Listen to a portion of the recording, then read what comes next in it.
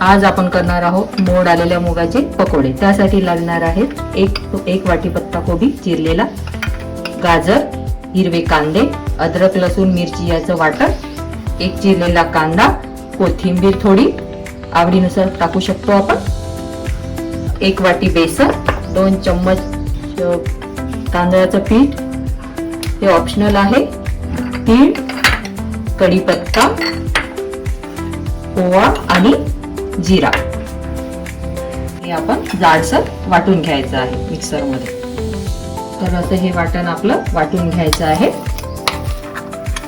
एका भांड्यात काढणार आहे, हे पूर्ण काढून घ्यायचं।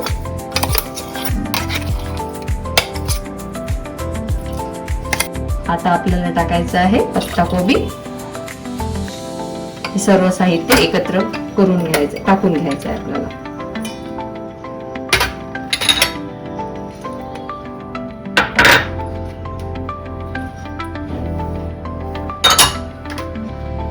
हे असं सगळं टाकून घ्यायचं।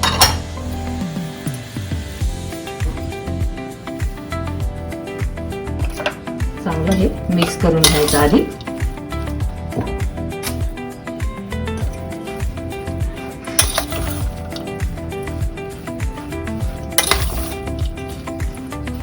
हे चांगलं मिक्स झालेलं आहे। कढीपत्ता पण असं टाकून घ्यायचा। आता आपण बेसन टाकूया, तांदळाचं पीठ, हे तर ऑप्शनल आहे,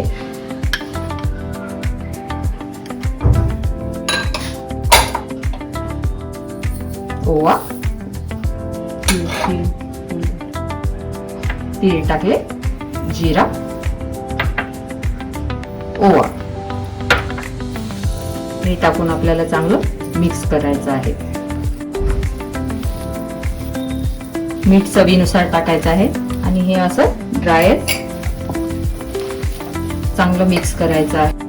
हळद पावडर पण टाकायचं आहे। पाणी न टाकताही असंही छान याला पाणी सुटतं। पाणी टाकायची गरज नाही, थोडा वेळ रेस्ट करू द्यायचं आणि मग तळून घ्यायचं। आता हे पकोडे आपण तळून घेणार आहोत। त्यासाठी लागणार आहे तेल, हे स्पेशली तळण्यासाठीच ठेवलेली माझी कढई आहे। तळून घ्यायचे आहे। खायला अगदी सुंदर लागतं आणि पौष्टिक पण आहे।